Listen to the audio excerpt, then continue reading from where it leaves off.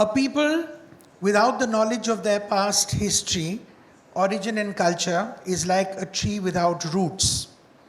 It seems ironic that we find ourselves in a time where we must remind ourselves of the importance of our past, our origins, and our culture, especially not in India, where a vast heritage and rich culture have been held in such high esteem.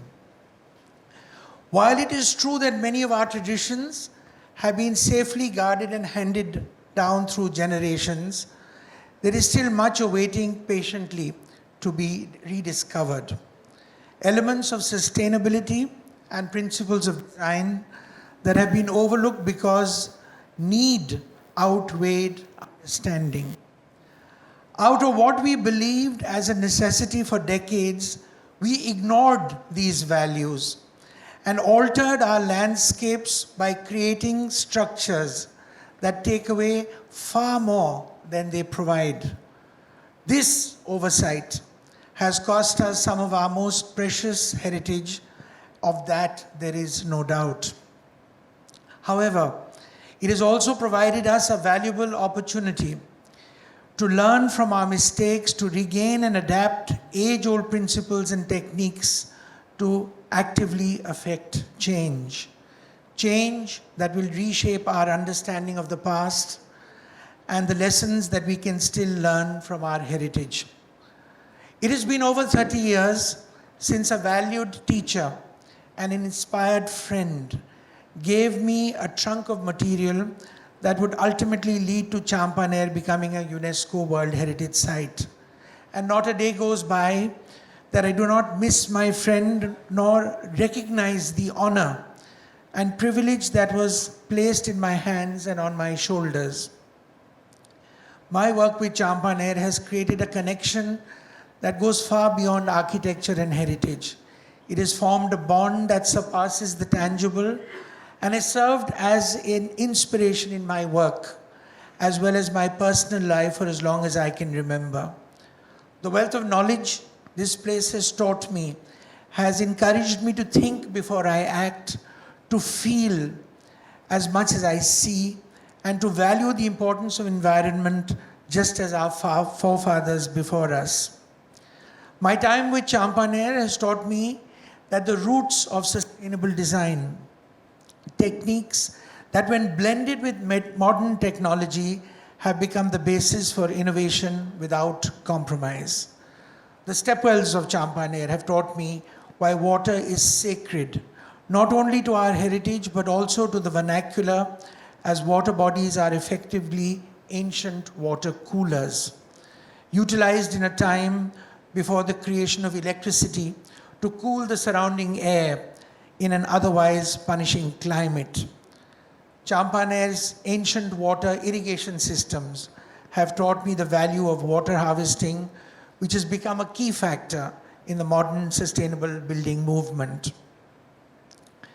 The blueprint of this ancient city has changed the way I approach large-scale planning, and its courtyards have inspired me not only to utilize natural environments, but to build for them.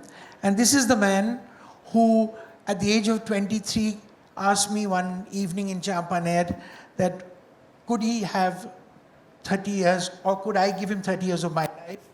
And I said yes, and he said, come tomorrow.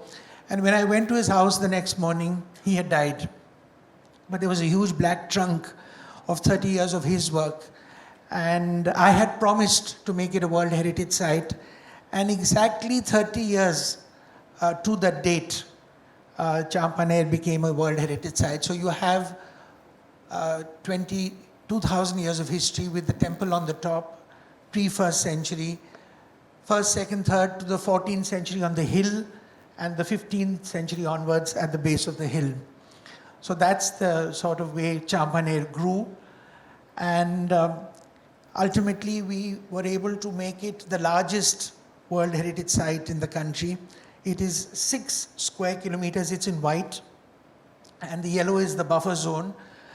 And I have to say that when President Kalam heard of this, he volunteered to come to Champaner to lay the plaque. And when I told him that I was doing a green building based on the lessons I had learned, he insisted on inaugurating my building in Hyderabad as well. So that is the plaque, and he sort of said, and he quoted Champaner wherever he went. I learned about technology, I learned about building construction, I learned about the value of water, the use of stepwells. I learned about how to take water from one place to another, how to work with the poetry of water, the use of jalis and screens to cool the air that came in. We then started an organization called the Heritage Trust, and we had multidisciplinary passions. We had children in conservation. It is the largest children in conservation in the world. We have about 5,000 plus children. And this is a workshop we did on water, just to tell them, and linked the water to heritage. So this was in the palace in the Navlakhi, just across from where we are sitting. And these are deaf children from my wife's school. And children working, giving shape with thermocol, clay, interacting with the media, and ultimately the fact that water was music, water was sound, and this very beautiful poster that they came up with, that if we can't preserve it, we don't deserve it. This led the World Bank. They have a calendar every year, and India gets one page in the calendar. But in 2003, we got all 12 pages of the calendar for Baroda and for children in conservation. We were not activists, but there were about 114 quarries, which are dynamiting 10 times a day, 10 times the amount of dynamite. And I have to say that a casual conversation with the Chief Justice of India, he brought a ban on quarrying in Champaner in one day. So the quarrying has stopped. We work with universities all over the world, trying to rebuild of what was Champaner, and have found incredible construction management systems which would put our management systems today to shame. On the intangible mission of India and UNESCO, we looked at intangible stories, and I have to say that the Maharaja of Jambugoda, erstwhile Maharaja, had 48 leopards which he found were being killed between Champaner and Pavagadh and Jambugoda. So we have now requested the government to give us a leopard corridor, like the elephant corridor across Africa. So that is Jambugoda, and that is the Maharaja of Jambugoda's uncle sitting at the age of 2 on a tiger that he helped shoot. And whatever you may say about the royal families, this is the royal family of Jambugoda eating in Champaner, where they shot 184 birds. But it is the same family also who really looked after, and all the other royal families of our enormous heritage. You see a drawing of the tribals on the top, of their understanding of Champaner and the fact of a model that we built. But what was very interesting is that I had the privilege of traveling with Dr. Kasturi Rangan, the chairman of Space, ISRO. And we had flown to South America to launch the INSAT satellites, and I'd gone with my father. And I said to him, can you take a picture from the QuickBird satellite, which you have in space, and prove that there is this city below the ground? And Professor Kasturi Rangan sent me this photograph, which you see on the left, and everything that you see in red is the buried city of Champaner, which coincides with the drawing which we made from R.N. Mehta's sketches. We found these pictures in the museum in England. These are over 130 years old, taken by a foreigner who visited Champaner, and we superimposed it. So now we know what the building on the right was actually, because we have a picture on the left of what it originally was. I was very confused. I went to Antwerp, where the Jain community, the diamond merchants, and I wanted to build this fourth mandir, which we had no drawings. And they said, we are willing to build it, but do you know what it looks like? And I had to say I didn't, until we found the picture about 130 years ago. So maybe one would go back to them and talk to them. Using industry, and this is a very interesting picture. of Shiv carrying Parvati, and her body falls on earth in 57 parts, and her toe fell in Champaner. And these become the most sacred sites, what they call the Shakti Peeth, for people to visit. And a taxi driver from Ahmedabad, a Muslim taxi driver, came and said, I'd like to draw. And this is his story of Champaner, and this is a taxi driver's drawings of Champaner. So it has been, we worked with NGOs, we worked with people, and it's amazing as to the reactions of people.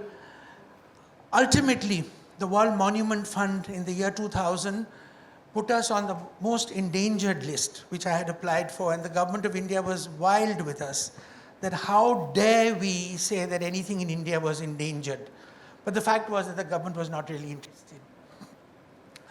We've had festivals, Astad Debu, Malika Sarabhai, Chandralekha ji, and eventually got the World Bank to give us some money for the Mehdi Talao, which we restored. So one has been able to galvanize help from other parts of the world, led us to find pictures of Baroda, very old pictures of Baroda, and superimpose them with what it is, that is Jail Road, if you can believe it, about 100 odd years ago, and that's what it is today. Hathi Khana, which has disappeared, and Mandvi. So just to tell you, this led to the book On Baroda by Rani Dharkar. And all this was the story which started from Champaner, and she started painting, making drawings of things that she saw in these buildings. So just to say that ultimately, we decided to document the 87 buildings of Baroda. And I'm very happy to say to you that this documentation, we now want to make a permanent museum. And we've been able to convince the municipal commissioner that an abandoned railway saloon where the Maharaja used to keep his 3 coaches, he had 3 coaches, a dining room, a living room, and a bedroom. And we are trying to convert this garage. This is the garage at the end of platform number 1. And his 3 coaches would get linked up to the train when he had to travel to Bombay at night. So these are all the things that they have in the palace, and we hope to be able to display them in this museum, restore the museum, make 5 galleries, bring in skylights, and someday I hope it is going to look like this. The proposal is lying with the municipal commissioner right now as I speak. So this would be the first heritage museum of any city that you have. Whilst these lessons can be learnt throughout India, both in ancient times and in modern ones, they are a large part region-specific, where slight differences in techniques after final outcomes to best suit the environment in which they are found. Our perceptions of sustainability do not fit into a single mold, but are instead limitless when combined with innovation and a creative spirit. While ancient India's sustainable techniques rely on what we call the vernacular, when these principles are combined with modern technology, they are transformed into timeless technologies. When I said I first wanted to create the first platinum-rated building of the US, people thought I was mad. When they found out I wanted to do it in India, they thought I was completely nuts. The challenge was overwhelming, but the outcome changed everything, sparking a revolution of new ideas and the greatest period of efficient buildings in modern times. For me, these principles are applied to all that I do, not because I was the first and not because it is now popular to do so. I utilize these techniques because I have a responsibility to do so.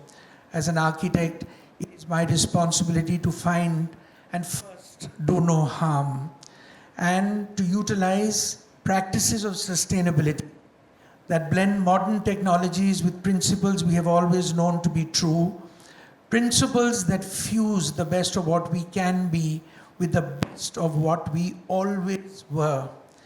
A people dedicated to honoring the intangible. A people dedicated to honoring the intangible, whilst our ancient traditions are only a basis as to where we might go. These are the foundations for the future to build on, a beacon of hope for future generations and a symbol of change. And this is my last slide. I'd like to end with a quote from Gandhiji that we must be the change that we wish to see in the world. Thank you.